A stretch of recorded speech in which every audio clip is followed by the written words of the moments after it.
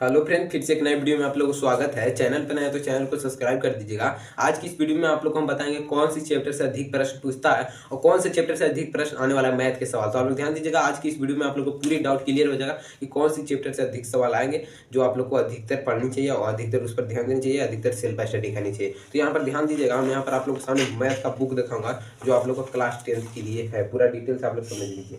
पूरा मैथ का यहाँ पर प्रश्न है, तो कौन सी चैप्टर से आप लोग को अधिक सवाल आते हैं जो आप लोग उससे सेल्फ स्टडी करके जाने चाहिए। तो ध्यान दीजिएगा, आज की इस वीडियो में आप लोग को पूरे डिटेल से आप लोग बताएंगे। तो ध्यान दीजिएगा, पूरी डिटेल से आप लोग समझिएगा कि कौन सी चैप्टर से 2025 में बोर्ड एग्जाम क्लास 10th में आने वाला सवाल है जो भी इंपॉर्टेंट सवाल है। तो आप लोग सबसे नंबर 1 रहता है वास्तविक संख्या। तो वास्तविक संख्या क्या आप लोग को माइंड में डाउट रहता है कि वास्तविक संख्या से प्रश्न आएगा, तो आप लोग आज इस वीडियो में पूरा चैप्टर पर मैं बात करूंगा कि कौन से चैप्टर से अधिक प्रश्न आएंगे। आप लोग को लास्ट में बता दूंगा कौन चैप्टर को आप लोग ज़्यादा ध्यान देना है और ज़्यादा उस पर कवर करना है। तो ध्यान दीजिएगा, आज की इस वीडियो में आप लोग को ये बताएंगे।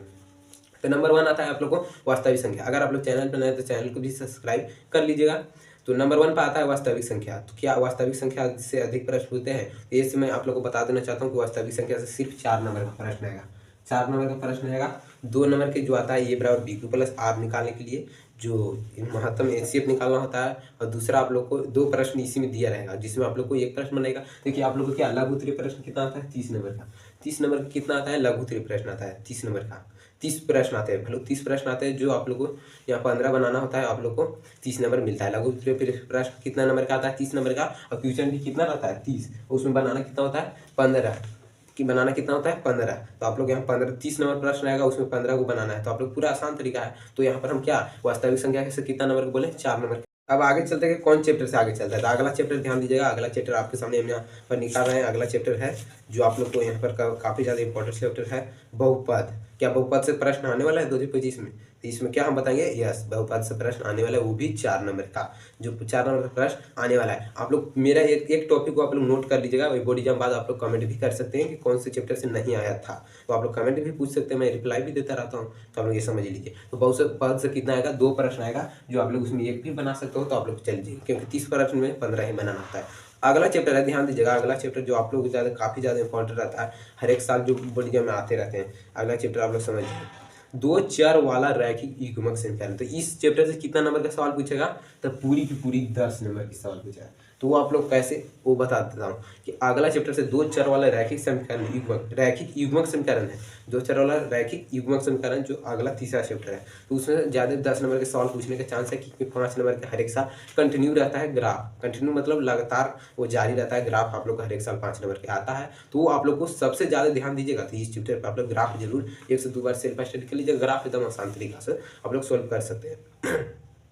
उसके बाद अगला चैप्टर आप लोग समझ लिए, और यहाँ पर आप लोग समझिए कि 5 नंबर तो आप लोग ग्राफ आ जाएगा। तो एक तो कंटिन्यू रहता है, हर एक साल आता है। आप लोग कुछ कोई भी सर से पूछ सकते हैं, तो आप लोग को बता देंगे कि हाँ ग्राफ हर एक साल आता है। उसके बाद 2-2 नंबर का सवाल यहाँ पर बनाने के लिए रहता है। तो आप लोग पूरे यहाँ पर समझ लिए कि ये चैप्टर से 10 नंबर का सवाल आएगा। कितना? पहले 4, उसके बाद यहाँ कितना आया? 4 नंबर के बाद फिर आया 4, फिर उसके बाद 10 नंबर। जोड़ते रहिएगा, आप लोग जोन से अधिकतर आएगा वो मैं लास्ट में बता दूंगा कि वो चैप्टर से आप लोग को अधिकतर सवाल पूछा। अगला चैप्टर ध्यान दीजिएगा, 2 चर वाला रैखिक युग्मक समीकरण के बाद यहाँ पे क्या है? द्विघात समीकरण।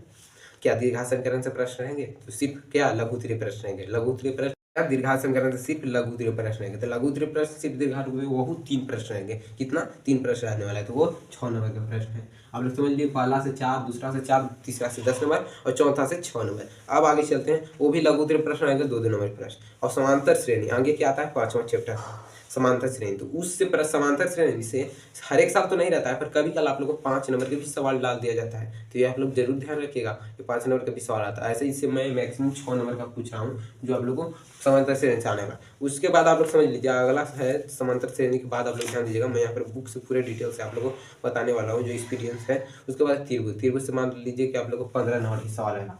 15 नंबर के सवाल रहेगा, ध्यान दीजिएगा, 15 नंबर का पूछने वाला है। तो कैसे उसमें आप लोग को कम भी बनाना होता है, पर आप लोग को 200 नंबर के यहाँ पर सवाल पूछ देता है जिसमें आप लोग को 15 ही बनाना होता है। तो ये आप लोग ध्यान दीजिए। 15 नंबर का सवाल कैसे होगा आप लोग पूरा ध्यान दीजिएगा। सबसे पहले आप लोग को तो सीधे आप लोग को फार्मूला ही पूछ देगा त्रिभुज लेके आप फार्मूला पूछ देता है कि ये आप लोग को ऑप्शन में फार्मूला दे देता है, आप लोग को टिक आउट करना होता है। तो ये आप लोग सीधे फार्मूला त्रिभुज में पूछता है और त्रिभुज में 5 नंबर प्रश्न एक पर आते हैं, 2 लघु त्रिभुज प्रश्न आते हैं, तो आप लोग को होगा 5 और 9।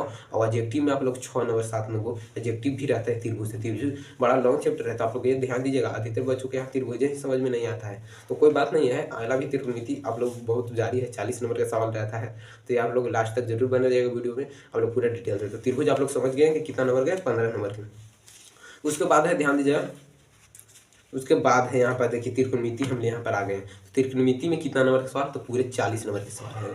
5 नंबर वाला प्रश्न 3 रहेंगे, और लघु त्रिकोण प्रश्न को तो बात ही नहीं किया जाए, 8 से 10 प्रश्न लघु त्रिकोण प्रश्न देते हैं, जो हर एक साल त्रिकोणमिति जानना जरूरी होता है। तो आप लोग त्रिकोणमिति को पूरी तरह से सेल्फ स्टडी करते रहिए, जो आप लोग को पूरी नंबर लाने में ज़्यादा मेहनत करेगा। तो त्रिकोणमिति आप लोग क्या करना है, सेल्फ स्टडी अधिक करना है, क्योंकि त्रिकोणमिति से अधिक प्रश्न आता है। तो आप लोग जितना हो सके सेल्फ स्टडी त्रिकोणमिति से कीजिए, क्योंकि त्रिकोणमिति से कितना नंबर पूछेगा, 40 नंबर की।